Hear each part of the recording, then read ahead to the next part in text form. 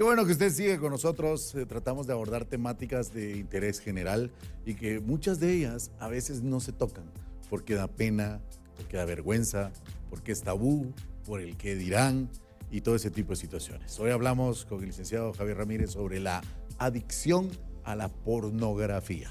Y me da mucho gusto que Javier esté con nosotros para poder tocar esta temática. Javier, bienvenido a tu casa. Es un gusto el poder verte. Empecemos diciéndole a la gente qué es una adicción. Muy bien, Mario. Bueno, gracias. Bien. Nuevamente, pues, es importante abordar estos temas como bien decís, ¿verdad? Y entender qué es una adicción es mucho más importante también porque todos pensamos siempre que adicciones siempre van a ser a sustancias químicas, en este caso como el alcohol, el tabaco, las bebidas energéticas, la cocaína, ¿verdad? Por mencionar, pero se nos olvida también que existen las adicciones que son psicológicas o comportamentales, pero también tenemos que entender que la palabra adicción significa conducta repetitiva y que en latín la palabra adicción significa esclavitud. Mira qué interesante. Esclavizado a una conducta repetitiva. Y esa conducta repetitiva se desarrolla en el cerebro y se convierte en una enfermedad crónica. ¿Cuándo es repetitivo y si tiene que ver con el alto consumo? Porque alguien dirá, yo de vez en cuando y solo un ratito, ¿verdad? Porque esa es una de las excusas más grandes en este tipo de situaciones, ¿verdad? No, definitivamente, ¿verdad? Hay diferentes tipos de consumo. Hay un consumo experimental, hay un uso de la sustancia en este caso o un uso comportamental. También está el abuso. Ya cuando está el abuso existe el desarrollo de la tolerancia. ¿Y cómo se identifica que hay tolerancia? Cuando ya existe una necesidad imperiosa de volverlo a hacer. Y si no se hace, ya vienen los signos y síntomas que me demandan tenerlo que hacer porque ya empiezo con sudoración, ya empiezo con temblor, ya empiezo con pensamientos recurrentes de querer tener esta conducta o querer repetir la acción. Sí. ¿Qué hace la pornografía en nuestras vidas?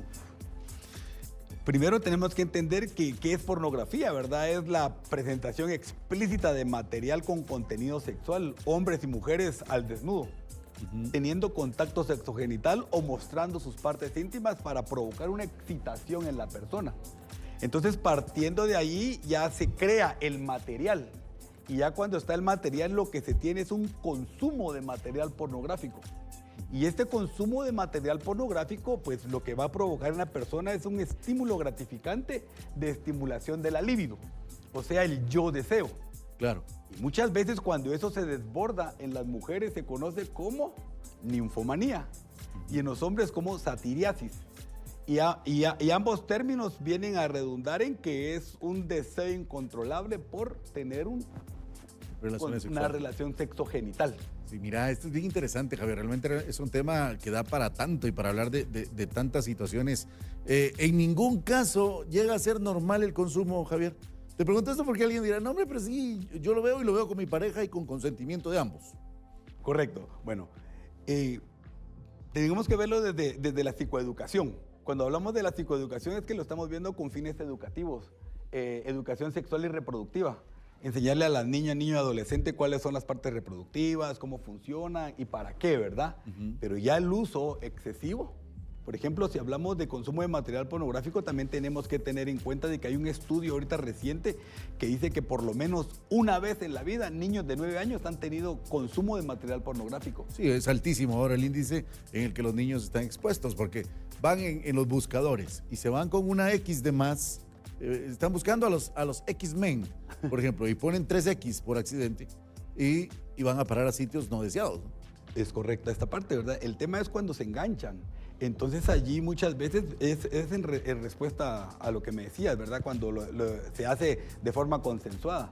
Pero ¿qué tanto nos va a estimular esta parte consensuada?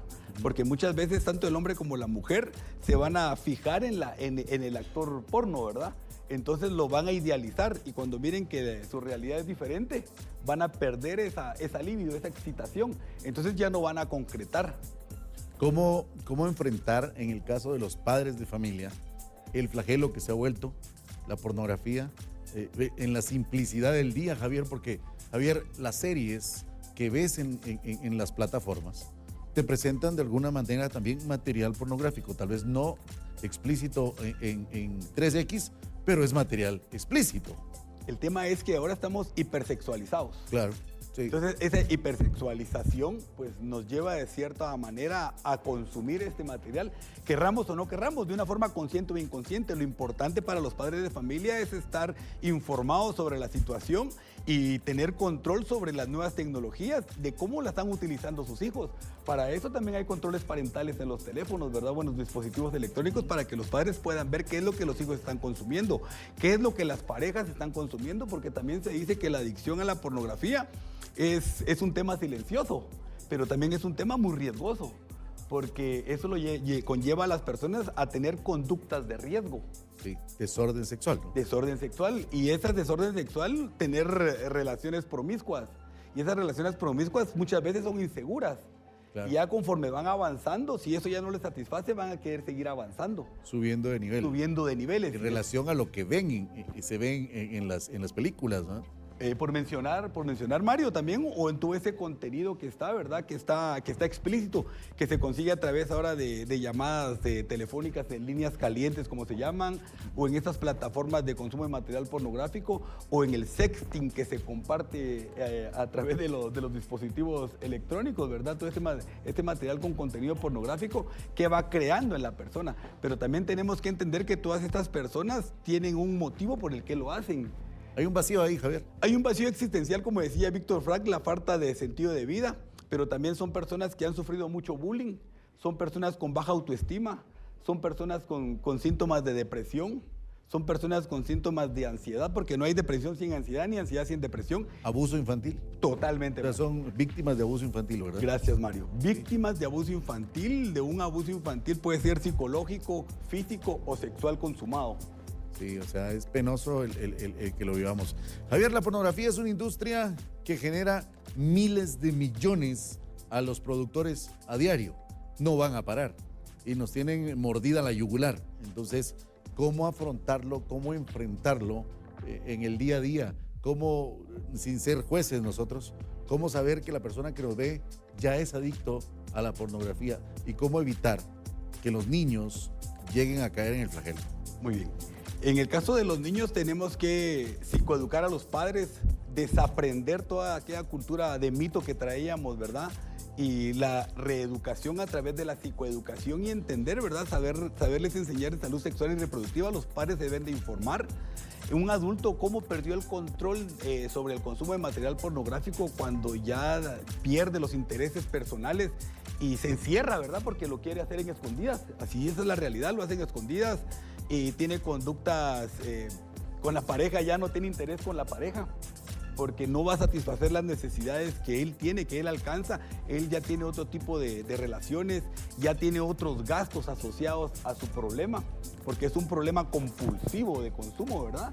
¿Y qué lo lleva a hacer? O sea, ¿qué es lo que él está haciendo detrás de? Por eso es un tema silencioso que no se compara con el tema de consumo de alcohol, porque el consumo de alcohol por lo regular es de todos contra todos, ¿verdad? Mientras que el consumo de material pornográfico también es de todos contra todos, ¿eh? Pero es aislado. Sí. Pero es aislado y es aislado y es en silencio. Sí, es escondida, ¿no? Es escondidas. Y entonces muchas veces estas personas, cuando ya perdieron el control con tal de satisfacer su necesidad, ya no les importa qué es lo que van a hacer.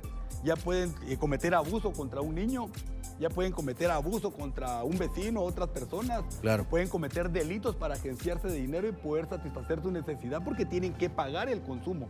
Javier, muchas gracias. Qué tema más interesante. Nos quedamos ahí con las ganas de poder seguir charlando, porque siempre pasa ese tipo de temas, son así de apasionantes y nos interesan a todos. Por favor, preste la atención. El profesional ha estado con nosotros y si usted siente que tiene ese tipo de problema en su vida, también aparece el contacto del profesional para que le pueda llamar y pedirle orientación de manera específica y directa. Hágalo sin miedo. Solo así puede cambiar la realidad. Javier, qué bueno que viniste. Gracias por acompañarnos y que estés muy bien. Vamos hasta otro punto del estudio. Adelante, chicos.